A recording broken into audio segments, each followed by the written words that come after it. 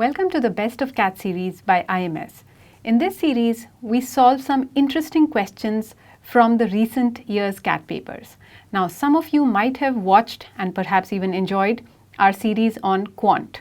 It only seemed logical that we did a similar one for verbal, not only by popular demand, but also because the verbal section has been challenging in recent years. Today, we're going to be solving a summary question. My name is Kumud Choudhary. I will be taking you through the solving process. But our advice as usual would be, once you see the question, please pause the video, try to solve the question on your own before you look at the solution. Let's get started. If you like our content and want to experience the IMS pedagogy, you can join the IMS Zero Fee Prep programs that will give you access to concept videos, sectionals, full-length tests and more for free.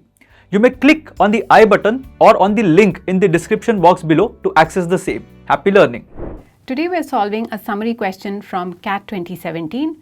It seems like a complicated question because it delves into an area which looks philosophical, but actually it's very simple.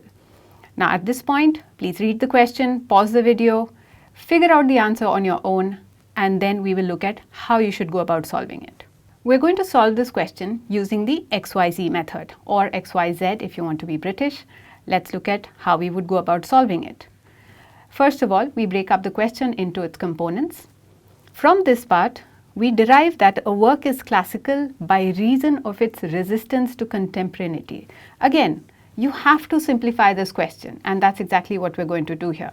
All that we're really trying to say is that a classic, according to this author, is not contemporary or universal. It indicates how people were different in the past.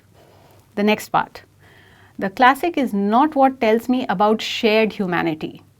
It's not about shared experiences. So again, my second main point is that it does not focus on shared characteristics or shared experiences that are common between the present and the past. Now let's look at the last bit. The classic gives access to radically different forms of human consciousness. Again, if we simplify it, all that we're really trying to say is that it allows us to understand different ways of being human. Once we have our main points, let's evaluate our options and see which one fits. Again, let's highlight the main components or the keywords here. The first point talked about a classic being not contemporary and not universal. Again, it does not focus on shared human characteristics and it focuses on different forms of human consciousness. Once we have these keywords really clear in our heads, then the option should not confuse us at all. A classic is able to focus on the contemporary human condition is what option 1 tells us. We should stop right there. According to our first point X, a classic is not contemporary. So option 1 cannot be our answer. The second option says, a classical work seeks to resist particularity and temporal difference. Now, this seems a little tricky because it talks about something called temporal difference, which might not have been part of the question. So, we understand it a little better. What is particularity? Particularity is difference or uniqueness. So, a classical work goes against individuality or differences. Temporal difference.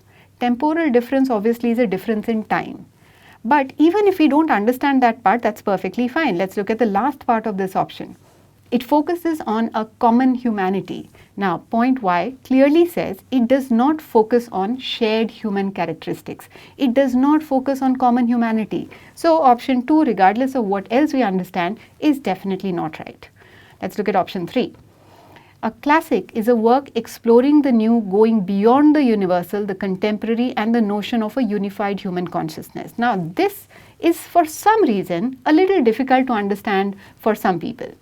When it says that a classic goes beyond the universal, comma, the contemporary, what it means is that it goes beyond the universal, it goes beyond the contemporary, it goes beyond the notion of a unified human consciousness. So, the word going beyond applies to all parts that are placed after it. Therefore, option 3 is kind of close to our answer. Let's look at option 4. A classic is a work that provides access to a universal experience of the human race. Again, we need to stop right there and say, hey, it is not universal. So option 4 cannot be our answer. Option 3, even if you paused and doubted yourself for a little while, if you use option elimination, that is still the best out of all 4, and therefore you'll have to select option 3 as your answer. Again, the only trick in this question is being able to understand that the words going beyond apply to universal, contemporary, and the notion of a unified human consciousness. So this question kind of hinges on your understanding of sentence structure, but other than that, it's not difficult.